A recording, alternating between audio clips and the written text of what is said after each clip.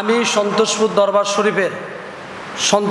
দরবার শরীফের সকল ভক্ত মুরিদদেরকে আমি অনুরোধ করব যে যেখানে আছেন আমার কথাগুলা পৌঁছায় দিবেন।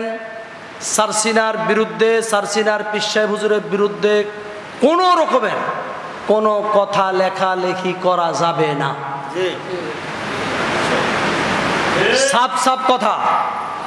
আর যারা এগুলা করেছেন, যদি কেউ কারো বিষয় আমি জানতে পারি যে আমার লোক, তাহলে তার সাথে আমার বোঝাপড়া আছে। সারসিনার হুজুরের বিরুদ্ধে, সারসিনা দরবারের বিরুদ্ধে কোনো প্রকার লেখালেখি করা যাবে না।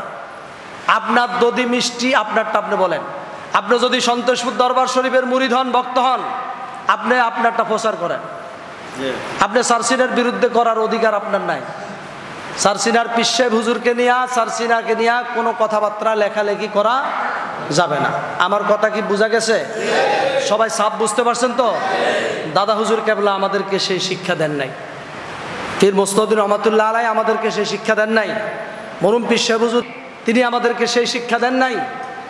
সুতরাং সবাই এই বিষয়গুলো মাথায় রাখবেন। আমরা সব সময় সারসিনা শরীফ, ফুরফুরা শরীফ, জৌনপুর শরীফকে আমরা শ্রদ্ধা করি, যেহেতু দাদা হুজুর কেবলান কুতুবুল আলম নেসারউদ্দিন রহমাতুল্লাহ আলাইহির খলিফা ছিলেন এবং তার বাবা ছিলেন জৌনপুরের খলিফা। সুতরাং জৌনপুর, ফুরফুরা, সারসিনা আমরা শ্রদ্ধা করি। সবাই বুঝতে পারছেন তো?